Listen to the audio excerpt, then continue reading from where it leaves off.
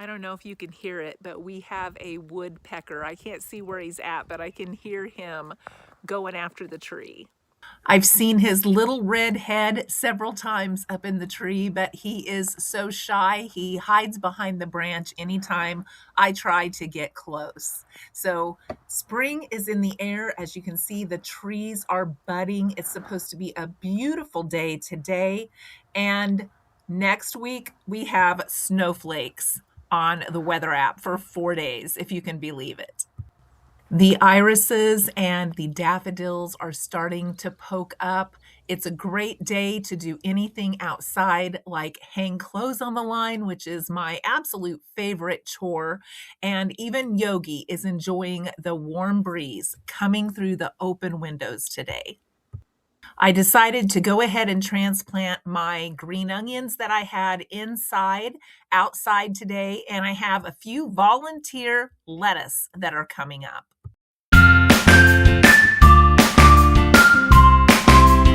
Hi, Brownie. Tell everyone hello. Brownie is going to join me for the video today. I am up here at the cabin today with Brownie. I thought it's such a beautiful day. Let's do a video outside. So today I'm going to talk about, is it easier for those of us that were raised frugally and simply to get by in today's inflationary culture? I absolutely think that it is. I think it's hard for people that weren't raised simply to then adjust to it. It can be done. Don't get me wrong. It can be done if it's a necessity and if you really want to, or if you decide that you really enjoy that type of life. But for those of us that were raised simply, it's not much of an adjustment. I spent a lot of time outdoors growing up, and for some people, that is hard. I even have some daughters-in-law that don't like to be outside much. They don't like bugs. They don't like the chance of bugs. But for me, being outside was like my second home, and it still is. If it's nice outside, that's where I want to be.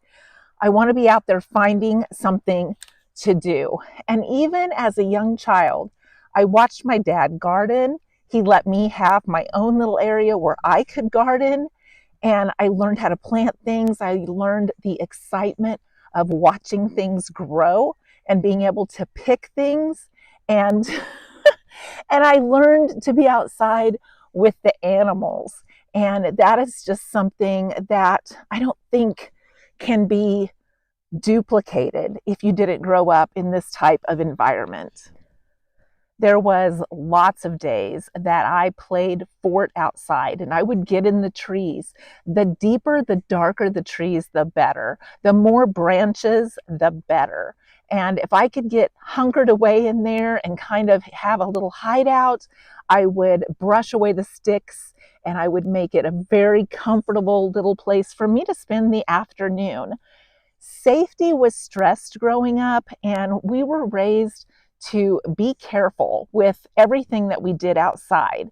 Nowadays, I think safety is more a fear of other people, when back then safety was more a fear of what could naturally maybe happen to you if you weren't careful when you were outside.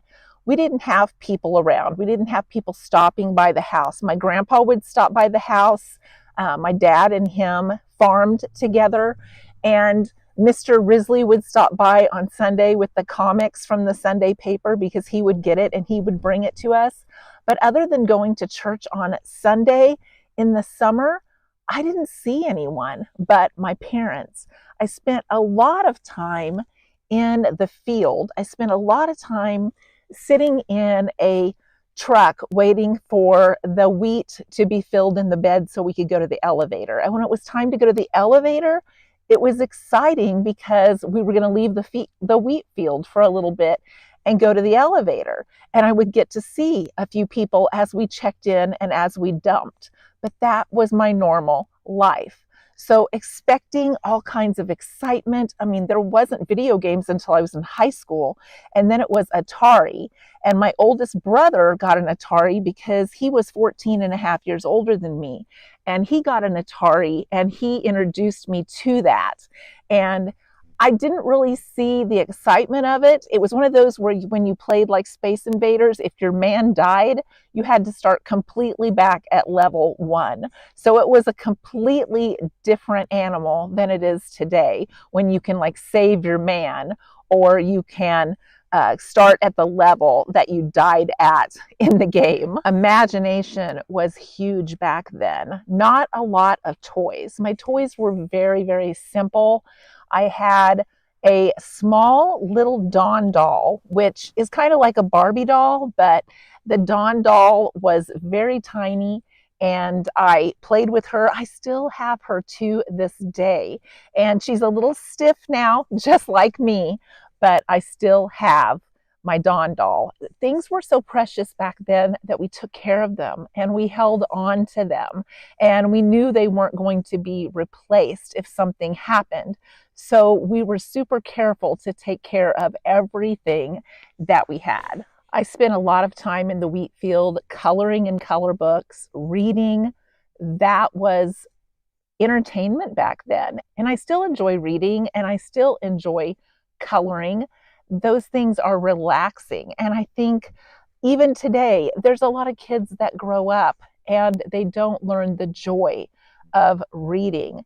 I actually have 2 kids that have master's degree in English because they enjoy the written word so much and they enjoy reading. It's just such a lost art sometimes, I think, anymore.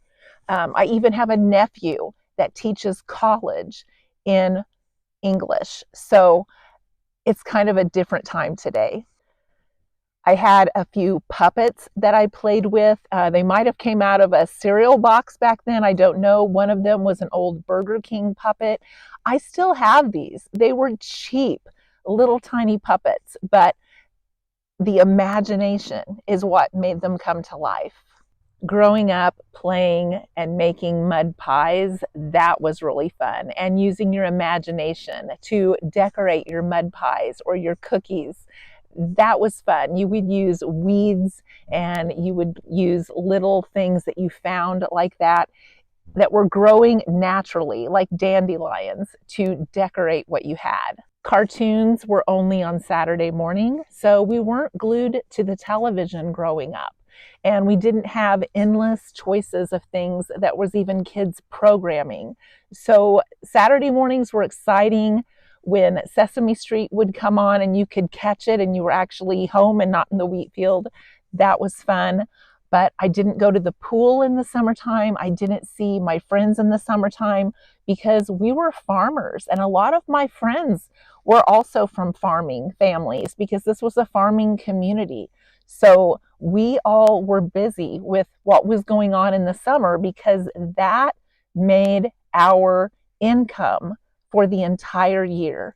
And then we had to live on that income for the entire year because that was the main time that we had the opportunity to earn anything. So we weren't going to be missing alfalfa season or wheat season. We were not going to be missing those times because that was our livelihood. I didn't even get a stereo until I was a freshman in high school. And my brothers only had portable radios or transistor radios. And it just was a different time. So sitting out here by the ponds, by the cabin, I'm in my element. This is entertainment. This is fun. This is relaxing. And this is the life that I always dreamed of whenever I was not at work. Work was work, and it took me into the city. It took me into a different world, a world with noise and chaos and people everywhere and people rushing. But when I come home and I come home to this relaxing environment, it just would take away the stress. So I always knew when I was working that coming home would totally change how I felt about the day. just getting out here made me feel like nothing else mattered. This was what was real. So I just wanted to share a little bit of my childhood with you growing up. I wanted to make sure I captured Brownie. Everybody enjoys seeing Brownie, and he enjoys the company too, I'm sure. He always meets me at the gate. It's like he can hear me coming the minute I close my back door and head this way. And I mean, growing up like this, who wouldn't want this over video games? So yeah, I think it's easier for people like me to adjust to inflation. I can find other things to do other than spend money. I know how to make my money stretch because I grew up in a home where our income for the summer had to last the whole year. And I don't look for things that cost money to entertain me. So I'm able to save up my money. So when I want to go in those environments and I want to go in the city and I want to travel, then I have the cash to do that. And that's why traveling frugally is not a hardship for me. It's not sad. Some people are like, wow, when you travel, you don't go out to fancy restaurants and do all of this. Well, we do sometimes, but fancy to us is going to be different than fancy for someone else. And what we spend is going to look way different for us than it is for someone else, because we don't need the level of cost to be entertained that some people do, because for them that's normal. And for us, it just isn't normal. So yeah, adjusting to this culture, I definitely think is much easier for people that were raised frugally. Let me know your thoughts. Let me know how you were raised. I always love to hear from you. And Brownie and I will see you in a future video.